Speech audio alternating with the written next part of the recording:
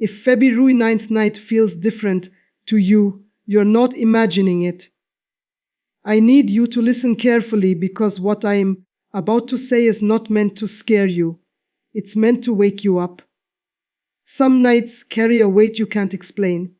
The air feels heavy. Your thoughts get louder. Sleep doesn't come easily. You lie down, but your spirit stays alert. That is not random. And Fe 9th is one of those nights that never comes quietly. I remember nights like this when I was still deep inside the occult. Nights when nothing dramatic happened on the surface, no noise, no chaos, no visible attack, but everything was happening in the unseen. Those were the most effective nights, not the loud rituals, not the obvious spells, the silent ones, the nights when families were sleeping thinking it was just another date on the calendar. Those were the nights we targeted destinies. February 9th is not a normal night because it sits at a spiritual crossroads. By this time, many people have already spoken words over the year without realizing it. Resolutions made in emotion, complaints spoken in exhaustion, fearful statements whispered in private. In the spirit realm, words are not just sounds, they are permissions. And by February 9th, enough words have been released to build legal ground for silent attacks. Silent attacks don't announce themselves. They don't come with nightmares or obvious fear. They come as heaviness, as sudden discouragement, as strange irritation toward your spouse or children, as a wave of tiredness that has no physical explanation, as the urge to withdraw, to stay quiet, to delay prayer just for tonight. That's how they work, soft, slow, almost respectful, and that's why they succeed. I want you to understand something very clearly. The enemy prefers nights when you feel almost normal because when you sense danger, you pray. But when you feel slightly off, you explain it away. You say, I'm just tired. You say, tomorrow I'll pray. You say, it's nothing.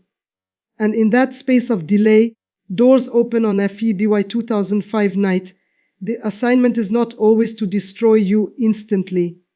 It's to plant something, a seed of confusion, a seed of delay, a seed of division, something small enough that you won't confront it, but strong enough to grow over the coming weeks. That's why many people look back later and say, I don't know when things started going wrong. It just slowly changed. It started on a quiet night, like this when I was in witchcraft. We were taught that families are most vulnerable when they are spiritually relaxed, when prayer becomes routine instead of intentional, when faith is assumed instead of exercised. February 9 targets homes, not individuals, because if the atmosphere of a home is affected, everyone inside it feels it. Children become restless. Couples misunderstand each other. Finances start leaking quietly. Motivation disappears without explanation. You might notice strange things on this night. Sudden memories from the past resurfacing, old wounds trying to reopen, thoughts telling you nothing is changing anyway. That voice is not yours. That heaviness is not random, and the timing is not a coincidence. The most dangerous attacks are the ones that don't feel like attacks. No panic, no fear, just distance from God, from peace, from clarity. The enemy knows that if he can't make you fall, he'll make you slow. If he can't make you stop, he'll make you distracted. If he can't break you, he'll make you quiet. January 25 night is often used to weaken spiritual momentum. You started the year with prayer, with hope, with expectation. Now comes the subtle pressure to ease off, to skip one night, to lower your guard, to tell yourself it's not that serious. But I'm telling you from experience, it is serious precisely because it doesn't look serious. This night is also strategic because many people are emotionally tired by now. The excitement of the new year has faded. Reality has set in. Bills, responsibilities, delays. That emotional fatigue creates spiritual gaps, and gaps don't stay empty. Something always tries to fill them. I am not saying this night means something bad must happen. I'm saying this night decides what happens next. Whether the rest of the month flows with clarity or confusion, whether peace is guarded or slowly stolen, whether your home stays covered or becomes casually exposed. When a night feels different, it's because something is responding to your awareness. Light irritates darkness. Discernment disturbs plans. The fact that you're even listening to this means your spirit has already sensed the shift. Don't ignore that. Discernment is a warning wrapped in mercy. I used to rely on people ignoring that inner notch. Ignoring that something feels off because once they ignored it, we didn't need to do much else. Silence did the work. Delay did the work.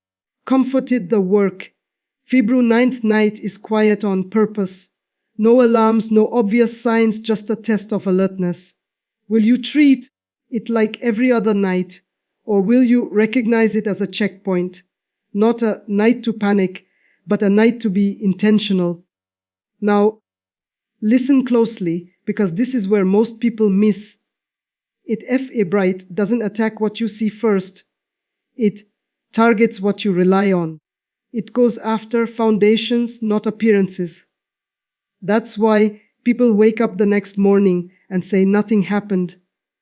But we later they're dealing with confusion. They can't trace back to a moment. The enemy loves delayed effects. He loves attacks that don't leave fingerprints. On this night, the first thing targeted is spiritual sensitivity, not faith sensitivity. You still believe, you still call on God, but your sharpness dulls just a little. Prayer feels heavier. Worship feels routine. The hunger you had at the beginning of the year feels quieter. Not gone, just muted, and once sensitivity drops, discernment drops with it. I remember how intentional this was. We were taught never to attack someone's belief system, hidden if it was strong. Instead, we were taught to make them spiritually tired. Boss tired people don't resist. They negotiate, they postpone, they say later, and later is expensive in the spirit realm. February 9th night also targets unity inside the home. Not through big arguments, but through misunderstanding. Tone feels wrong. Words feel sharper than intended. Small comments land deeper than they should. Nothing explosive, just enough friction to shift the atmosphere. Because once peace leaves a home quietly, protection leaves with it. You may notice couples feeling strangely distant that night, children becoming restless or emotional, even pets acting unsettled. That's not superstition. Atmospheres affect everything inside them. And when an atmosphere is disturbed, the goal is to make it feel normal enough that no one rebukes it. Another major target is direction. February 9th night is used to plant confusion about decisions. You start second guessing what you were sure about. Plans that felt clear now feel foggy. You replay conversations. You overthink. That's not wisdom. That's interference. When direction is delayed, progress slows without resistance. The enemy doesn't need to block your future if he can just slow you down. A delayed step can cost you a season, and February 9th is used to stretch delays silently. No opposition, no clear obstacle, just hesitation. This night is also strategic for dream interference. Not always nightmares. Sometimes no dreams at all. Sometimes fragmented dreams that leave you unsettled, sometimes dreams that rev. I have old fears. Dreams are legal access points, and this night attempts to clutter that space. That's why waking up covered matters more than falling asleep tired. I need to say this clearly. Not every attack comes to harm you. Some come to mark territory, to say this area is unguarded. And once something is marked, it's revisited later with more force. Ebert, often a scouting night, a testing night, a measuring night. When I was in the occult, we watched for reactions. Did the person pray? Did they stay spiritually alert? Did the home feel covered? If resistance was strong, assignments were withdrawn. If resistance was weak, pressure increased gradually. That's how cycles begin, quietly. This night also targets your words. You may feel tempted to vent, complain, or speak carelessly. Statements like, "I'm tired of this, nothing ever changes. This year feels the same." Those words are not harmless. On nights like this, words are collected, recorded, used as legal agreements later. That's why silence can be dangerous, but careless speech is worse.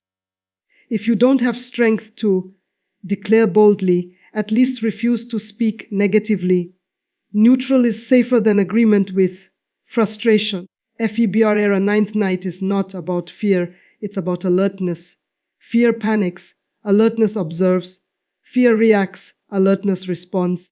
The enemy wants you emotional. God wants you aware. Awareness shuts down silent strategies. You may also feel an urge to isolate on this night, to withdraw, to scroll, to distract yourself until sleep comes. That urge is not random. Isolation weakens spiritual covering. Distraction dulls perception. Neither feels sinful, but both create access. The goal is never to make you do something evil. It's to make you do nothing spiritually, to go to sleep uncovered, to treat the night as common, to forget that some dates carry spiritual weight whether you acknowledge them or not. Epheber ninth night is often used to seal patterns that were forming earlier in the month. Small habits, small compromises, small discouragements. This night attempts to lock them in place so they feel permanent instead of temporary. That's why breaking the pattern before sleep matters. I am not saying you need to be awake all night. I am saying you need to be intentional before rest. Covering matters. Alignment matters. Resistance doesn't have to be loud, just has to be present. If your spirit feels restless tonight, don't fight it with logic. Restlessness is sometimes a signal, not a symptom. It's a call to guard, not to panic. When something feels off, it's often because something is being challenged by your awareness. In the next part, I'm going to tell you exactly what to do before you sleep on Fiber UA ninth night. Not rituals, not fear-based actions, but powerful steps that close doors, break silent permissions, and restore peace. Because knowing the strategy is one thing, but shutting it down is where authority is proven. Stay with me. Now, this is the most important part, because awareness without action still leaves doors unlocked. Febrite doesn't require panic rituals or fear-driven behavior. What it requires is intentional authority, quiet authority, calm authority, the kind that doesn't argue with darkness. It replaces it before you sleep on this night. The first thing you must do is slow down your spirit, not your body, your spirit. Turn off the noise earlier than usual, not because devices are evil, but because distraction weakens perception, silence restores alignment. Even 10 minutes of stillness is enough to reset the atmosphere around you. When I say stillness, I don't mean emptiness. I mean presence. Sit, breathe, and acknowledge God's nearness. Darkness cannot operate where presence is recognized. Many people pray fast but never settle. Settling is what shifts the atmosphere. Next, you must close verbal doors. Think about the words you've spoken today. Complaints, frustrations, hopeless statements, even jokes spoken in exhaustion. Don't analyze them. Just revoke them. Say clearly, calmly, I withdraw every careless word spoken today. I cancel every agreement made in weakness. This isn't drama. This is legal cleanup. Silence after that matters. Give space for peace to return. You'll feel it. The heaviness lifts when agreements are broken. Then comes covering your home, not room by room, but atmosphere by atmosphere. Speak peace over your household, over your marriage, over your children, over your finances. Don't beg, declare. Begging implies doubt. Declaration establishes authority. I learned this the hard way. Confidence, backed by truth, disrupts every silent strategy. You don't need volume. You need certainty. If you live alone, don't think this doesn't apply to you. Isolation doesn't reduce targeting. It increases it. Speak out loud anyway. Sound carries authority. Silence invites assumption before sleep. Forgive quickly. Even if nothing big happens, forgiveness clears emotional residue that the enemy loves to use as leverage. You don't have to feel forgiving. You just have to choose it. Choice overrides feeling in the spirit realm. This night is also about alignment, not effort. You don't need to pray longer. You need to pray clearer. One aligned prayer is stronger than an hour of distracted words. Say, I align myself with God's will. I refuse every substitute. I rest under divine covering tonight. Then stop. Trust matters.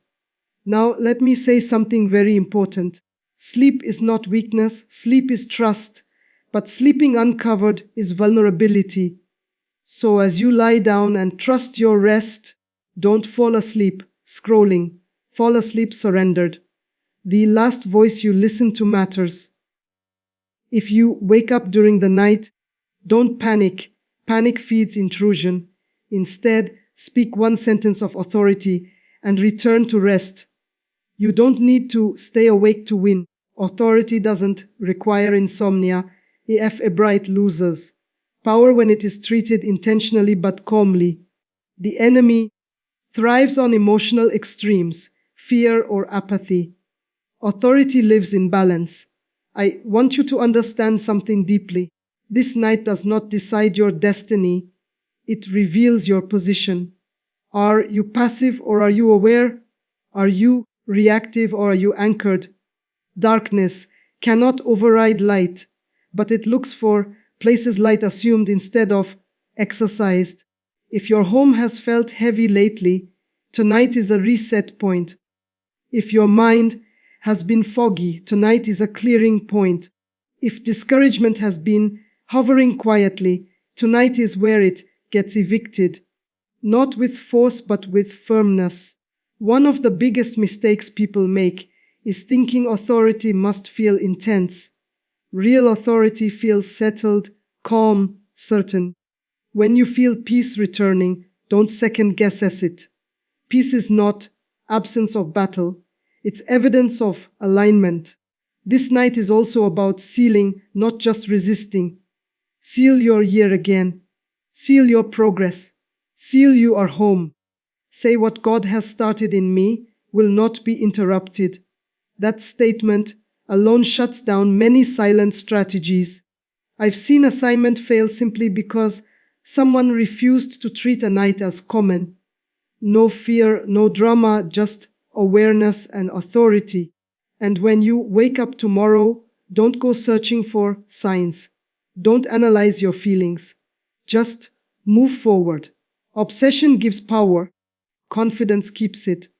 Feber is not a normal night, but it doesn't have to be a dangerous one. It can be a strengthening one, a clarifying one, a night where you realize how much authority you actually carry. When you're present, aligned, and intentional. If this message reached you before sleep, that's not accidental.